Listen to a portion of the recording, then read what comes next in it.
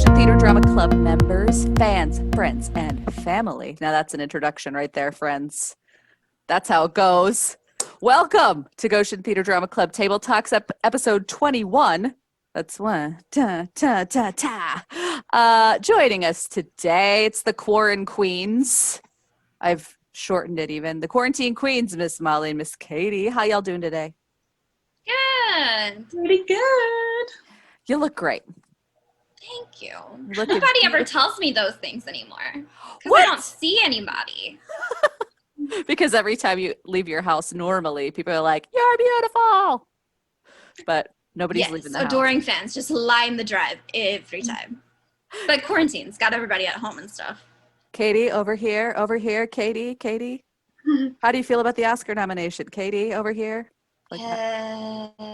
Give me a few more years. Maybe it'll happen and then I'll actually feel the things. How about you, Miss Molly? How's it going? It's going well, plugging along. Christmas Carol rehearsals start on Wednesday evening. Oh, it's October. The fact that it's almost Christmas time makes me excited, and also I can't believe summer's over. So yeah. I would always tell my family that October was drama person Christmas. Like it's when you start working on your Christmas shows. So it's always like when it's Halloween, you're like ching ching ching ching. Just hear those sleigh bells tinkling. But yeah, we always start super early. But how's the process for Christmas Carol going? I know you're not just acting in that one, you're choreographing, that's right? Yeah, so I'm choreographing that one as well, and I'm playing Mrs. Dilber, which will be quite the jump from Little Red Riding Hood, but it's going to be super fun. I think we have about 4 weeks of a rehearsal process this time, and for Into the Woods, we had about two and a half, so it just feels like we have a lot more time and a lot more time to not stress, although I'm sure it will still be stressful, and then it's open, and then that's the last show open of the season, so once that's open, we don't have to worry about rehearsing for another show or anything like that, which will be awesome. Well, it's also an original version of Christmas Carol too, so that's it's not like it takes a little extra rehearsal because it's not like you can be like, oh, what did the Broadway people do? Yeah, which is hard choreography wise as well. Like I've been listening to it, I'm just like, this is completely my vision in a way, which is more exciting, I think, once the show opens, but it's sort of a lot harder for me as a choreographer just coming up with the movement. It's pressure. It's a lot of pressure. Mm-hmm. How can people get tickets? So you can visit the Round Barn Theater website, which I believe is going live actually in a few days. We have a brand new website. It's not just the Barns. It is roundbarntheater.com. There's a ticket tab at the top, and you'll see Christmas Carol as well as all of our 2021 season, which is Hunchback, When Calls the Heart, the musical. It's a new musical, and You're a Good Man, Charlie Brown, Little Women, Land That I Love, and Christmas Carol again. So you can reserve all of those tickets in advance, little plug, so feel free to do that. I think tickets for Into the Woods right now are buy one, get one half off until October 17th. So if you're in the northern Indiana area and you feel safe to come see some theater, grab some tickets. That's very cool. Is it still 800-800-4942 or online at roundbarntheater.com? Probably. It probably is. That's the box office phone number, friends. 1-800-800-4942. If it's not, I'm sure it'll forward to it. Yeah. But give them a call. Get your buy one, get one half off tickets to Into the Woods. Mm-hmm. Amazing. Joining us again this week, very excited, live from Japan. Where in Japan are you, Akira? Gifu in Japan. All right, I'm going to leave that one to you. I'm going to have you teach me how to say that when we're not taping. But live from Japan, it's Akira Watanabe. Akira, welcome. Hello. How are you? Good. I'm good. Thank you. Wunderbar. That is so great. How is your week going so far? Good. It's been good. Yeah, keeping busy? Yeah, kind of. I'm working at the kindergarten as an English teacher, so it's fun. And kids are growing up every single day, so it's quite fun. That's awesome. Yeah, we're all part of an educational program here and love working with kids. We haven't worked with kindergartners. Nobody that little. Our youngest camper, Akira, was 8. Well, I think we actually had a 7-year-old who turned 8 during camp. So 7 was our youngest. And that's an age. They're very talkative and very energetic, but that's great that they're learning English. Very cool. Well, if you've never joined us before, here's how it works. We start with either one of your questions or a hot take at the beginning of every episode, and then we move into the substance of our episode. Today's episode, we're going to talk about opportunities for self-advocacy. We're each going to tell a little bit of a story about times that we had to stand up for ourselves. And I know that this is tough because we're all sort of taught that we need to be available and have a great attitude, and I'm gonna show up and I'm gonna be amazing, and then I'm gonna get rehired. And we're all told that if we like stand up for ourselves and have a bad attitude, that we might not get jobs anymore, but that is not necessarily true. You got to be true to yourself. We're all going to talk about the first times or opportunities that we had to really advocate for ourselves, to maybe inspire you guys when the time comes for that as well for you. Our hot takes today, this is more of like a fun conversation, and we're going to keep it short. I'm sure we could do an entire episode on this, and if Paul were here today, we probably would. But this one is what we're going to do. We're going to talk about like some of our favorite musical stories and wanting to see them from other perspectives. So if we could see any musical from one of the minor characters' perspectives, what musical would it be? Like, let's invent some musicals from the perspectives of other characters in that show. I'm going to start with Katie. Katie, what's your show? Okay, the show is Hairspray. Oh. But told from Seaweed's point of view. Oh, I love that. Oh, okay. So what are the things about that character, the things about that perspective that you would want to see? Well, we all know that Hairspray is all about back when civil rights was really prevalent, coming to terms with segregation. Seaweed, being a Black American young man in that show as a minor character, helps Tracy really fight for her side of the segregation, really make her examine that even more than she already was. So to see him living his everyday life in that time period, I think would just be eye-opening to some folks, because although Tracy had her issues that she had to deal with, to see that part of the issue of the show from a perspective like that, I think would be very important. So I think Hairspray and he's a great singer. So. That's true. I think Hairspray is one of those shows too, where you're kind of seeing it through the perspective of the lead character. Like, you know how it's not really Baltimore. It's like Baltimore and bubblegum, like through rose-colored glasses. So I think it would be interesting to sort of take that off of Hairspray and see it from another perspective. That's a really good one. Molly, what's yours? So I'm going to be really unoriginal, but I think it would be fun to see Into the Woods from Little Red's perspective, or any show that has a child character from the child's perspective.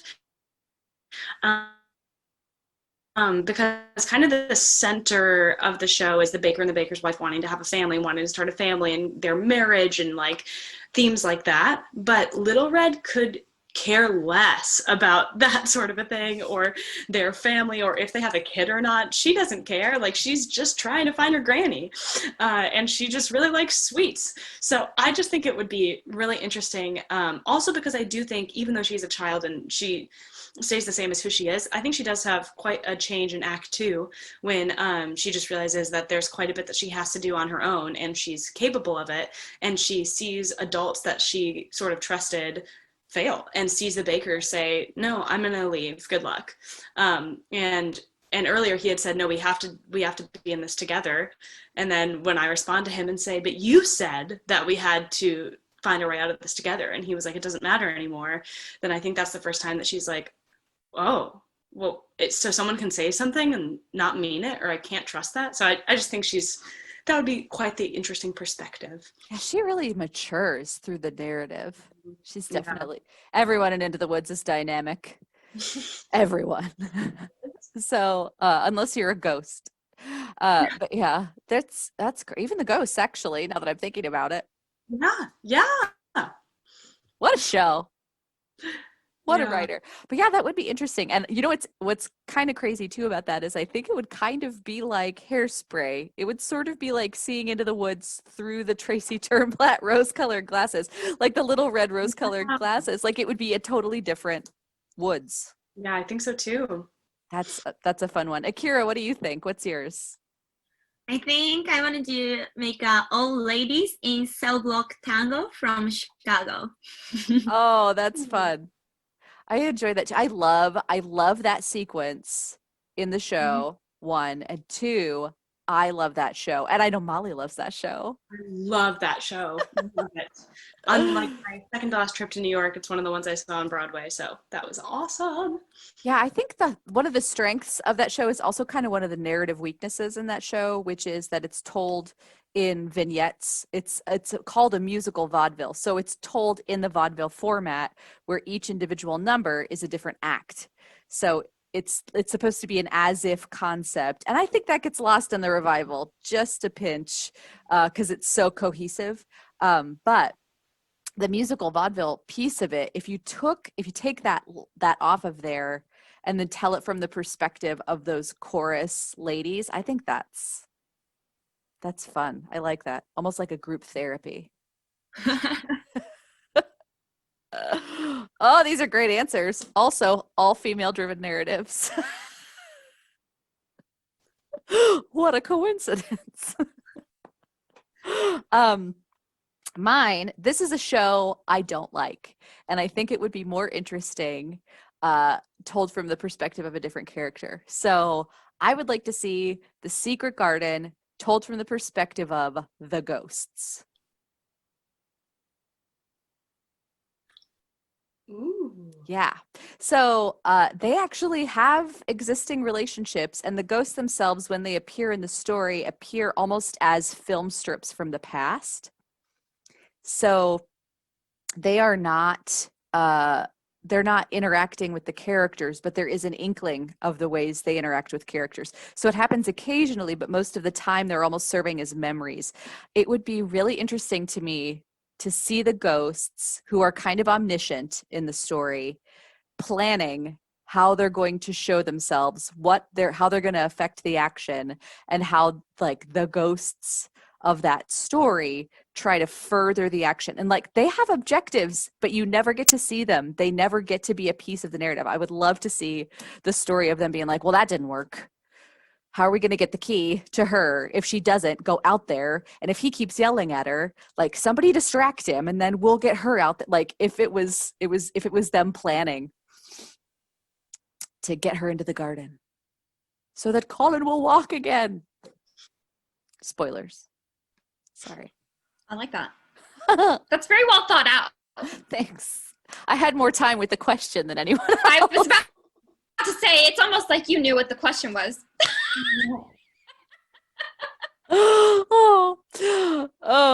I think next week, someone else should get our hot take so that I'm in the hot seat. Ooh. If someone else wants to come up with a hot take question, it's not that hard.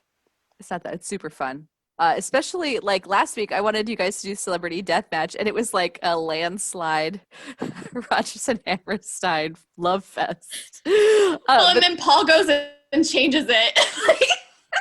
He's like, let's add this. It was great.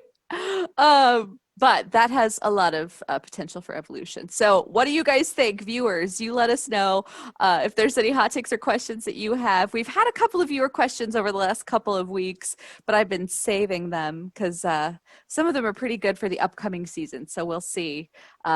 Maybe there was a question last week about our favorite scary musicals or plays. Maybe you can start thinking about that. But yeah, so maybe next week. Into the main part of our episode today. Today we're talking about self-advocacy and how important it is to stand up for yourself. And like I said at the beginning of the episode, I think there is kind of a stigma. We've been talking about stigma even before we started taping. I think there is sort of a stigma around standing up for yourself or being a self-advocate in theater because it is an oversaturated market. We've talked about that a lot. There's a lot of people who want to be actors, and there's always someone else, they tell you, there's always someone else that could come in and play your part if you have a bad attitude, and it's so easy to lose your job and all of that.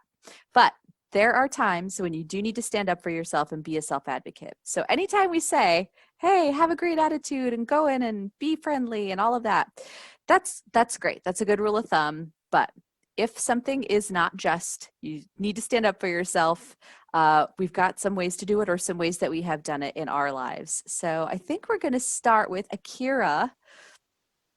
Akira, has there been a time in your career when you've had to stand up for yourself or advocate for yourself with like someone that you've worked with, either like another actor, could be like an administrator, a director, something like that?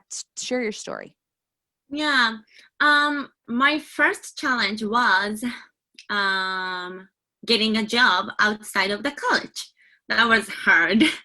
And when I was like sophomore, I think, most of seniors are graduated, and we didn't have many musical theater seniors.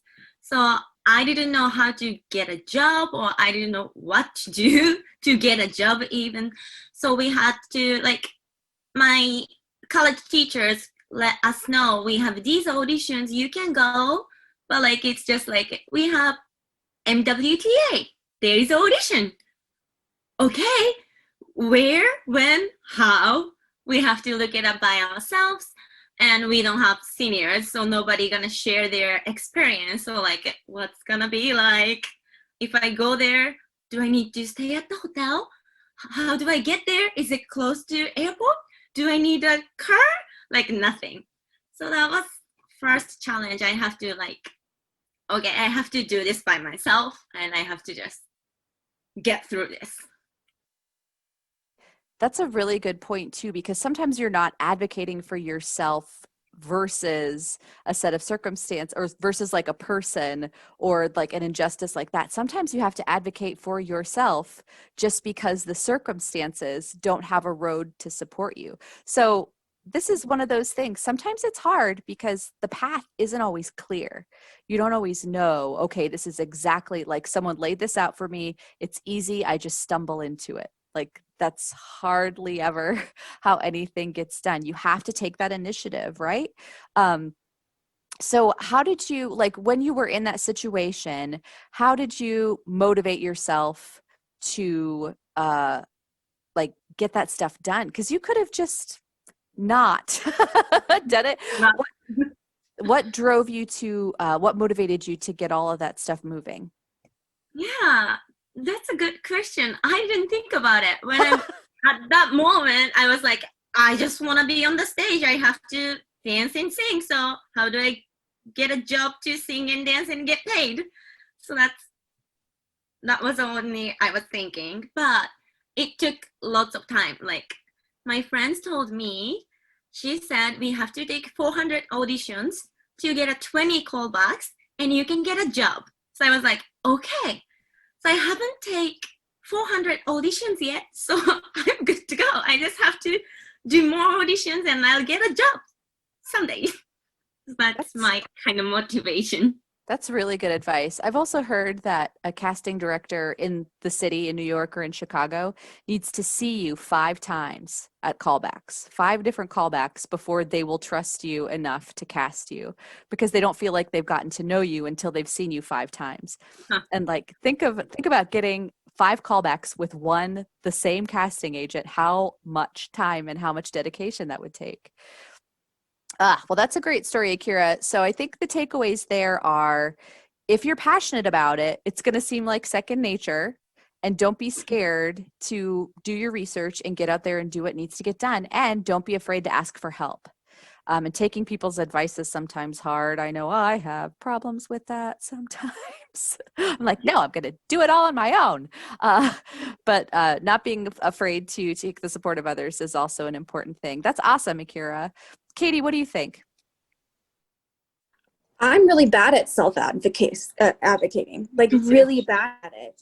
I don't ever negotiate my pay when I get contracts. It just doesn't cross my mind. And I wonder if that isn't a gender thing. As women, we aren't taught how to negotiate pay throughout our lifetime. Men are expected to negotiate, and women I don't think we're ever sat down. I was never sat down and told this is how you negotiate something. And so I don't, because I'm afraid I'll be told no and then I won't get the job at all, right? So that's something I'm working on. I would say I've told the story about not getting cast into a main stage musical at my college until my senior year. And my junior year, when I didn't get the show in the spring that I was up for, how I took it to the director and just said, how can I help? I don't know how professional setting works. I don't know what's expected of me in a professional setting. I need to know those things. How can I help? Can I just sit in on rehearsals? What can I do? And in that way, I got it right? I asked for help. And they gave it to me. My professor was like, I love this idea. And then I just did all these different things for that show. And in the end, she was just like, you made yourself indispensable to the show running properly is what you've done. So like, I asked for help. I got it. I knew what I needed. And I found a way to get it. With that said, there are times where I haven't gotten what I've asked for. I haven't gotten that help. I was doing a show at a company that I love very much. It's very near and dear to my heart. It isn't always the best company for the actors all the time. And I had a problem with a body image issue once, where all these other girls who are very fit, very thin, very ingenue-esque, were allowed to wear workout attire, wear their sports bras and work out and do their choreography rehearsals. And it was very hot in the theater and we were told we could not turn on the AC. I started doing the same thing. I started wearing my sports bra to rehearsals so that I could survive because it was a very dance heavy show. The owner of the company pulled our director aside, the artistic director, and told the artistic director that we were no longer allowed to wear sportswear in our rehearsals. Men couldn't wear anything open on the side. Women couldn't be in sports bras. They had to be covered because you just never knew who was going to walk into a private rehearsal. I knew exactly who they were directing it to. It was about me. This is a company that I've worked for years, that I knew who had worked. I knew people who had worked there for years. I knew that this was standard to have women rehearsing like this. I'd seen it. But the minute I started doing it, because I am a plus size actress, it was brought down. So I was mad. I was hurt. I went to my artistic director. I confronted him. I said, tell me this isn't about me. And he couldn't. Basically just sat there and couldn't say anything. And I walked away from the conversation with no assistance. I didn't take it further than that because what am I supposed to do? So I walked away and I had a lot of body issues from that experience. And to the point where when we went to open the show we were doing, I felt so uncomfortable in my costume. And it was the night before we were opening and my director pulled me aside and had to build me up. He told me how beautiful I looked on stage because he knew. I didn't tell him how much it had hurt. I didn't bring it to his attention that I was hurting because of this situation, but he knew. And he pulled me aside and he did what he could for me. And my castmates did what they could for me because they understood. So they advocated for me to accept that this was a terrible situation and I was handling it the best I could and I was beautiful and I was talented. And I cannot thank them enough for that.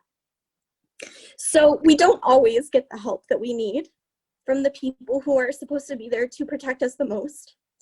But if we open up to our castmates, if we talk to anyone about it, they will help you. They will help you be okay as much as possible. So this whole stigma of not sticking up for yourself, we got to put it to rest, guys. We've got to start being better for ourselves because nobody else is going to do that work for us ever. So when you see something that is not right, when you as a castmate see someone being treated not right, hold them up. Take it to the higher ups. Stand up for them too. Be their advocate when they can't be anymore. When they've lost their way, when they've lost their voice, they need you to advocate for them. So, but I'm a much better advocate for other people.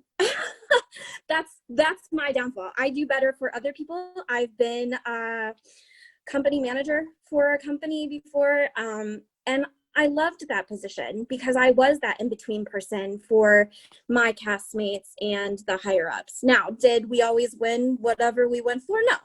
But I was at least able to be that person that helped lift them up when I couldn't get anything done for them. So be their advocate, be their friend, because they need you. That's my soapbox. Sorry, guys. Didn't know I was going to be so emotional about it. These are the best episodes. I think that something that Katie brings up is super important to remember, and it's that this business isn't always fair. And the performers and artists are often the people that have to bear the brunt and the burden of the unfair treatment. And yeah, people who are administrators, people who are working like in that middle level of management, stage managers, folks like that, sometimes they're the messengers and they're having to say and do things that they don't necessarily believe in because the system is unfair. And like, even the way shows are written is unfair. Even like the way that for the last 100 years we have presented narratives has been unfair. And right now we're living in kind of an unprecedented time where artists are starting to dismantle the things that are not okay about the industries that we work within. Like, I think that this sense of advocating for yourself, I think it's super important, but it doesn't always mean that things are going to change today. But it doesn't, just because something's not going to change today doesn't mean that you don't advocate for yourself. And the other thing about what Katie said, knowing a little bit of behind the scenes stuff about this, if you are talking to people, like being vocal and bringing those things to folks in power, they have the ability and the power to bring that to other people. Like, you're not always going to see everything that happens behind the scenes from that little pebble that you drop in a pond. You're not always going to know how that ripple is going to go out into the world. And even if in that particular situation someone can't help, it might affect them later on. Like, having that self-advocacy and saying, hey, this is wrong. Every person that you say, hey, this isn't quite right, every person that hears that message, that's a message that is getting in there to that person. So I think it's really smart. And it's also okay to be emotional because we're like, our bodies are our canvas. Like, as artists, this is what we have. And as actors, this is what we've got. So it's all right. It's all right to like feel feelings about the work. But yeah, no, I think that's great. And that's a great story, Katie. It's hard to stand up and say, hey, I see this, I know what this is, and I'm not okay with it. And then continue to do your work and do it beautifully and do it in an exemplary way, because the audience is still there and your purpose is still there and you're still performing your purpose. I think that's admirable. So that's my 2 cents there. What about you, Miss Molly? What's the time when you've had to self-advocate? Oh, first of all, Katie, you're so beautiful and brave, and I love you so much. And like, I just like wanted to plug. I know a lot of people who have had very similar struggles within the industry, and it's a very real struggle. And yeah, I just wanted to validate that a lot because it happens a lot. Yeah, I'm also like Katie. I really struggle with advocating myself. I think part of it comes from the fact that I still feel pretty young in this business, and just kind of my personality as it has always been. But I think that I feel like I've had moments of more self-advocacy recently, which has been kind of scary, and like sometimes you second guess and you're like, oh, like, am I able to do this? Is this okay? Like, I don't know really what's going on. But yeah, I think like in the position I'm in at Round Barn, I'm choreographing and I'm also acting in the shows, and planning to be here at least for a while still because of everything that's going on in the world. And kind of just knowing from like having friends that are also involved in the management team and things like that, that they like have a need for also wanting to do education things and bring that back and do that sort of a thing. And like kind of sitting there and knowing like, I know that I have the skills to help them with that. And like, while I'm here, I'd really like to do that. But so much of me would be afraid of like going in and like setting up a meeting and just saying like, hey, this is something that I want to do. And I think that I can help you with what you want to do. And I would love to do that. But I did. And so now I get to coordinate quite a few of those events and do things like that, and kind of putting some things together for the upcoming year, which is really, really exciting for me. And I think that sometimes it's just hard for me to like own the skills that I have, because I suffer from imposter syndrome quite a bit, which I think a lot of people do, where I'm just like, I'm just an imposter in this job. Like, I don't actually know this. But then I have to look back and think, I have my BFA in musical theater and I'm young in the industry, but I have my degree and I've done the work, and now's the time that I use what I've learned to do what I'd like to do. And I think that as much as I love performing and that is still my true love, I've been given a few gifts outside of that as well that I should use when I can. And so I'm trying to do that more now, and I am very excited about it. And yeah, but in many other situations, I'm very bad at advocating for myself. So, but yeah. And whenever it is your health, make sure you're advocating for yourself too. Like, if you need to take time off, if you need your understudy to go on, anything like that, it's always good to make sure you are doing that, which is a message for me as well. I think it's also important, talking of health, if you feel at any point that you're unsafe in any way, like your health is being compromised, or you feel you might get injured, or a move or a thing isn't like something that your body is great at and you need help with it, never, ever jeopardize your mental or physical health for a moment, a set change, like the show must go on mentality. It's not worth it. Like, I know people, like, Kira's laughing. I know people who have done permanent damage to themselves because of a move. Like, Miss Katie. Miss Katie, there she is.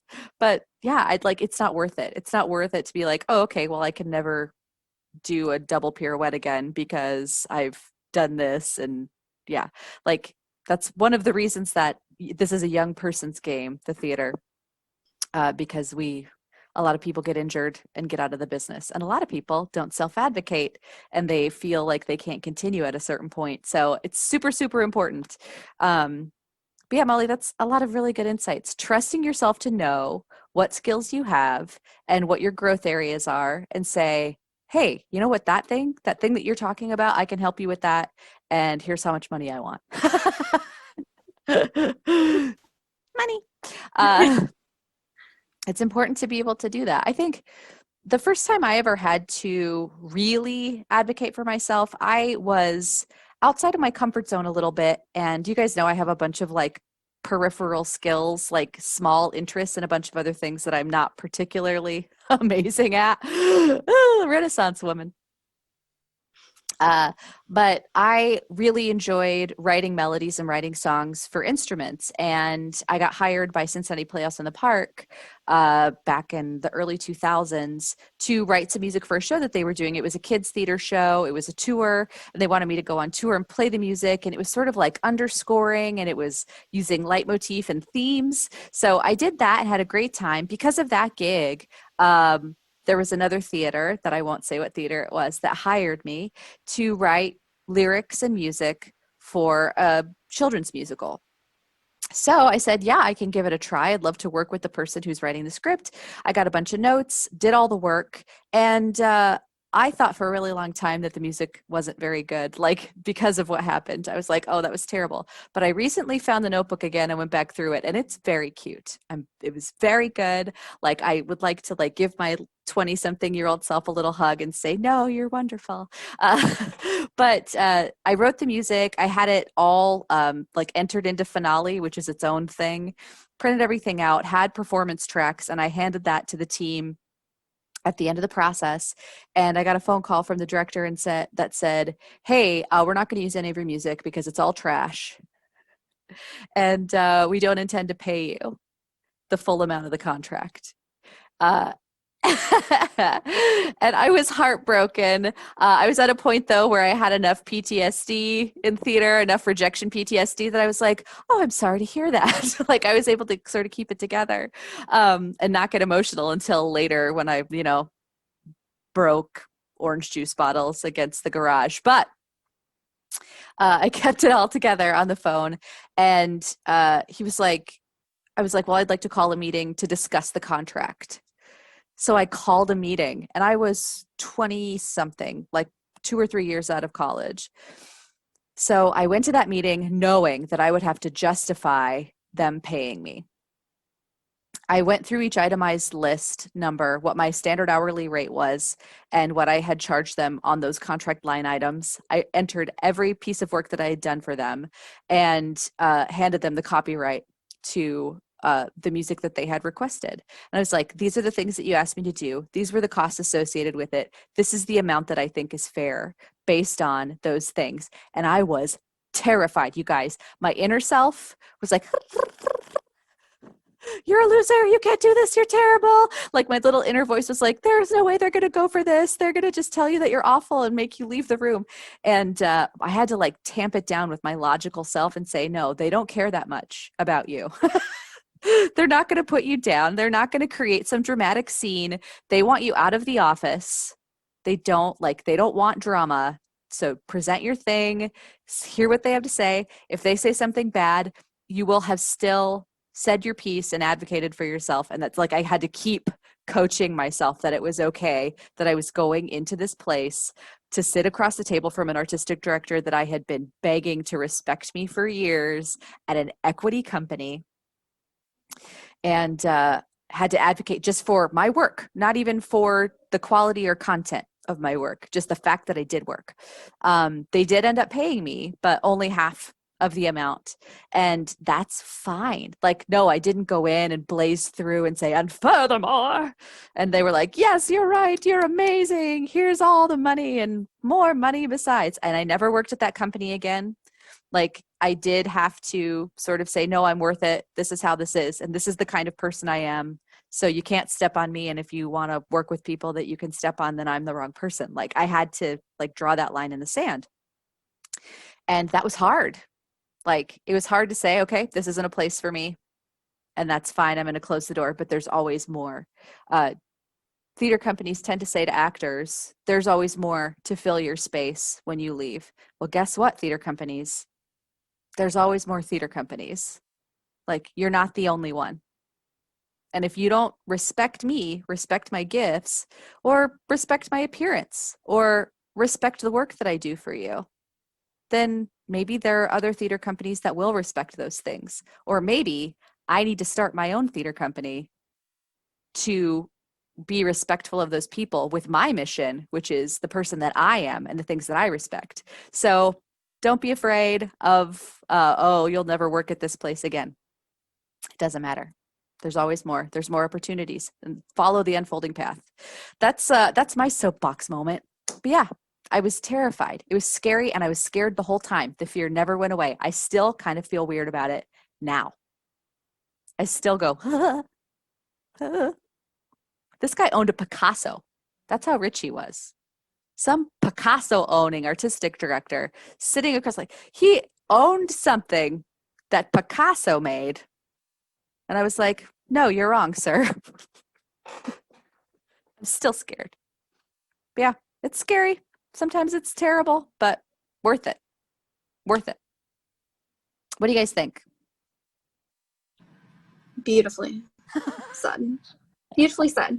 I was like, if you don't want to have me work for you, I'll work for myself in my mind. And I was like, I'll just start my own company. And then you said it. And I was like, yeah. Yep. Amber, you're my icon. I'm the arts administration maven of Northern Indiana. Woo! Yeah, so I think the big summary here is you can advocate for yourself by taking steps that are daring steps to take. You could advocate for yourself by accepting the support and help of your friends. You could advocate for yourself by standing up to someone and saying, hey, this is wrong. Or you can advocate for yourself by saying, hey, I'm talented. Use me to do this because I want to and I love what you're doing. I'm right here. Like, let me be instrumental to your show. Let me help you with your education program. Whatever your vision and passion is, there are people that need your help. Don't be scared to let them know that you want to work for them. So yeah, self-advocacy. It's scary. Sometimes it's awful. And sometimes it never gets better. But it's worth it. Like those were 3 fingers, but then like there's 7 fingers of it's worth it. It's worth it 100% of the time. Final thoughts. We've got about a minute left, ladies. I think being advocacy, I don't know how to pronounce it. You got it. Okay. It's so hard for me I'm terrified all the time too. But I have like mindset. I go as far as I can. And once I feel like I'm not safe, or I'm like, I really don't want to do this, I have a right to quit. And I can just quit it. I'm like, okay, thank you so much. It was fun, but I'm leaving. Line. Yeah. Draw a line. You have the right to do that. Molly, what do you think? Actually, something that Katie said earlier that I just remembered that I thought was a really good point was in certain situations, depending on how you're advocating for yourself, if it's a situation where the person you're going to or speaking to, you can phrase it in a way that's like, I want to help you, so that it's almost about that other person in a way more than it's about you. I mean, it's still about you, obviously, because you're the one with the idea or you're advocating for yourself. But if you kind of make people feel included in that, like, hey, like together, I want to do this. I know you want that. Let me do this for you so that you can get what you want, or some, depending on the situation. But mutual Katie, benefits. I thought that was a good point. That is great. Katie, final thoughts. Love yourself and love each other and fight for each other, because there will be people at the top who don't care enough to fight for you. So you got to do the work, and always, always, always, always be kind to everyone, because you can help. Even the jerks. Be kind to everyone, even the jerks. I love Even it. harder for the jerks. Yeah. It's harder to be kind. It takes more effort of kindness to be kind to jerks, but still worth it. Oh, well, thank you for tuning in to episode 21 of Goshen Theater Drama Club Table Talks, all about self-advocacy today. If you guys have stories about ways that you have advocated for yourself, we would love to hear them. Or if you have questions, thoughts, or feelings about the things that you heard us talk about today, we covered the gambit of ways that you could be a self-advocate. If you have any questions about any of those things, feel free to drop those in the comments here on YouTube. You can also give us a like and subscribe. We always appreciate that. If you subscribe here on the Goshen Theater site, you'll get up-to-the-date information about the things that are happening at Goshen Theater, in addition to our weekly table talk. As always, thank you to Goshen Noon Kiwanis for helping sponsor Goshen Theater Drama Club. And yeah. Hopefully next week we'll have Paul back so we can get our mojo working back. Akira, what do you think? Do you want to join us again next week? Sure. Yeah, I would love that. I would think that would be great. So yeah, from all of us to all of you, thank you so much for tuning in, and we will see you next week. Bye.